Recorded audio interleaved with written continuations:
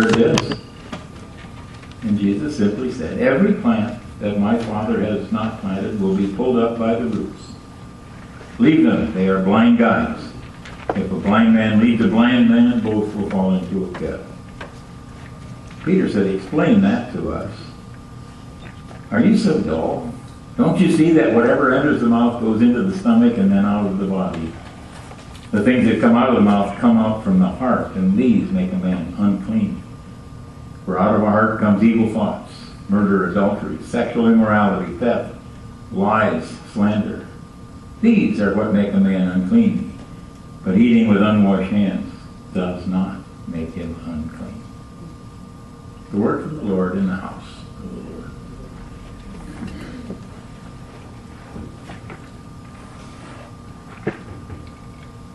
Many of our military that we pray for are kind of faithless to us. Christine Campus happens to be my wife's grandniece. And Christine Campus got married yesterday. Christine Campus is 5'2". She's a captain in the airborne. She's a nurse.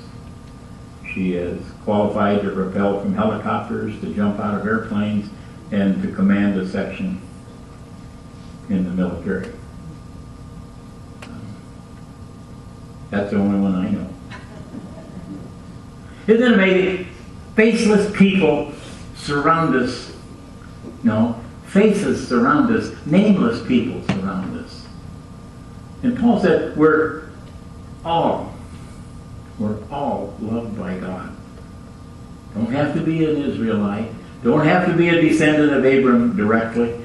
But we have to be a descendant of God. That's all it takes. And to do that, we need to remember what it is that He's given to us, what it is that He's made available to us, what it is that is His gift to us. He just said to His disciples, hey, what you eat doesn't affect your relationship with God. You can eat, do what you want, because that passes on through and is gone. What is important is what you take into your heart and then spew back out with your voice. Joseph forgave his brothers for doing what they did because he understood that everything we do is a mission from God. Too often we think we're so isolated. We think that this is this little corner of the world that we have. It is the only thing that's important for us. We have no idea where it is, who it is, or how it is we touch someone. I was reminded this week, Carol Burnett's daughter passed away with cancer fairly young. And she left a message for her mother that said, our legacy in life is not what we build and not what we buy, but rather our legacy in life are the smiles that we leave on strangers.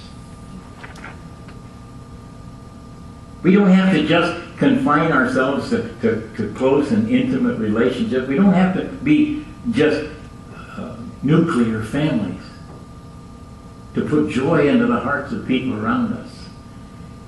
We can do it by just smiling a lot.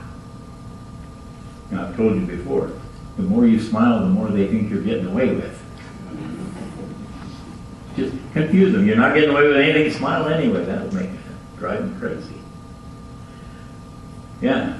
Also, the more you smile, people are curious. What's that guy's problem? Why is he so happy?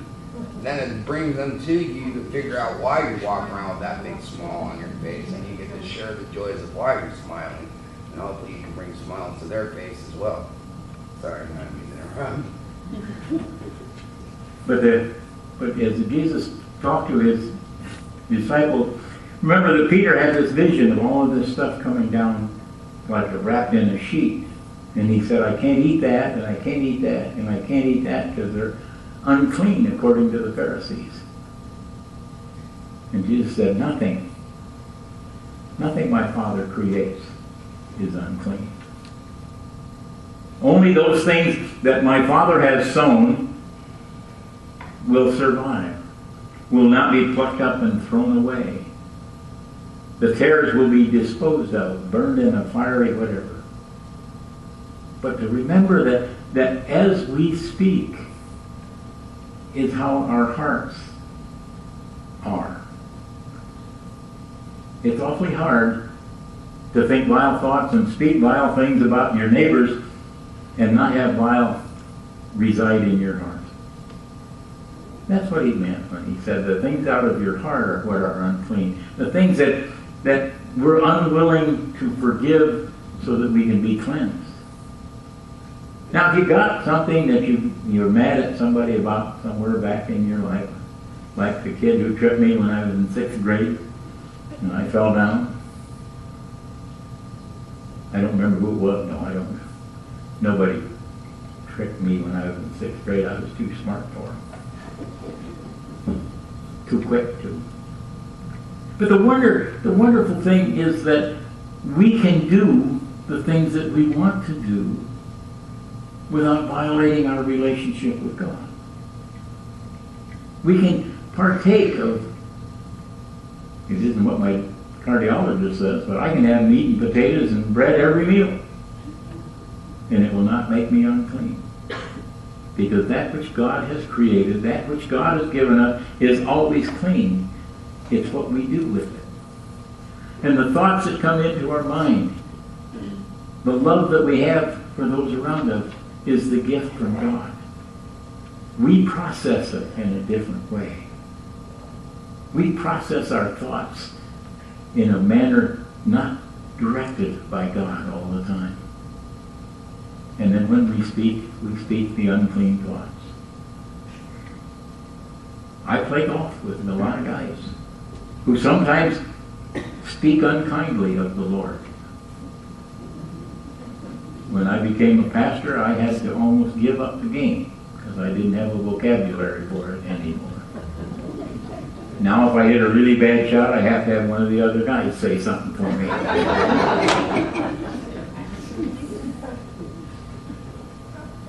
Why is it that we can say things just that quick and we don't mean them? But we said them.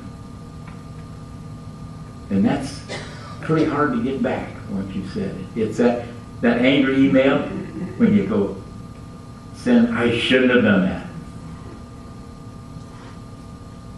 That horn you honk when somebody pulled out in front of you that you had plenty of time to stop. You just got mad because they pulled out. Just yesterday we were picking up some food at Smith's for the food pantry, and I was driving up there and we got to Camp Mohave Road and the garbage truck turned and the car behind him went right on through, but he had turned on red. And I thought, I should honk at him, but he won't know what I'm honking about. I should pull up beside him and cuss him out, but he don't know. It's like waiting till tomorrow to scold your dog. The mess is still there, and the dog is forgotten. There's so many things that are so simple in our life, and one of them is trying, well, that ain't simple at all, trying to control yourself. It ought to be easy. I mean, who knows me better than me? I should be able to control that nasty temper of mine. I should be able to control that covetousness of the guy with the better driveway than I've got, or the better swing, or the longer hit. You see, we want perfection. We want not to have to work at it either. And Jack Nicklaus once said, the more you practice golf, the luckier you get on the golf course. Because there are less things that go wrong the more you practice.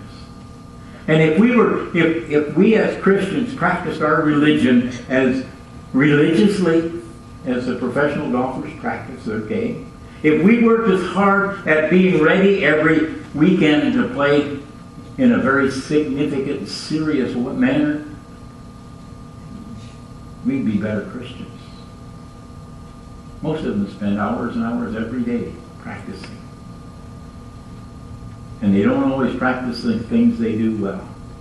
Sometimes they practice the things that they don't do very well. I practice praying daily.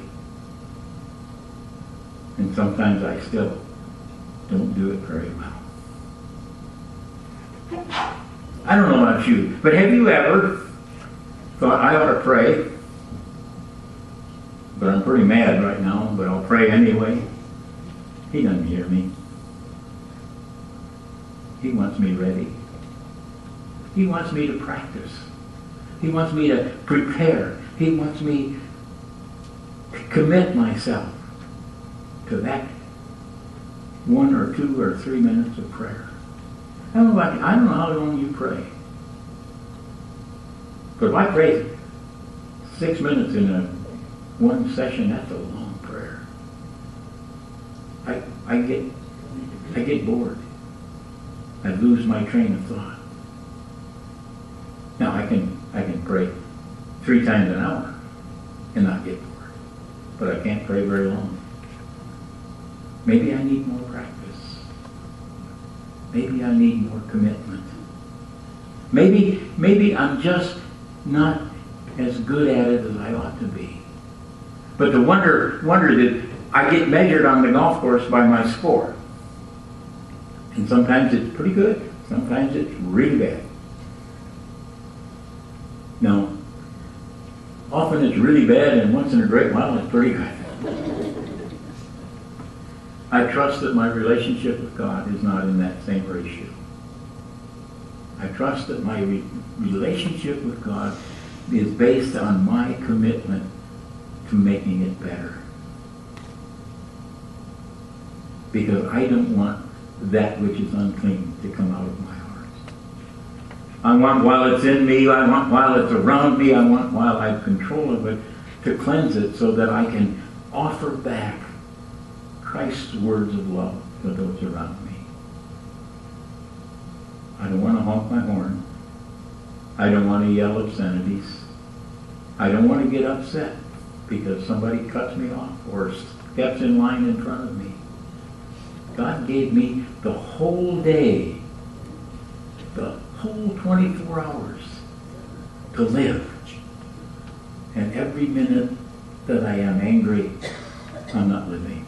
Every minute that I'm disappointed, I'm not living. Every minute that I let someone else control, it ceases to be my 24 hours.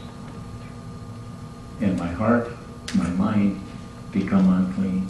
And what comes out of my mouth in that period ain't a bit better than anything anyone else might have. He said, it's simple. Everything God gives us is good.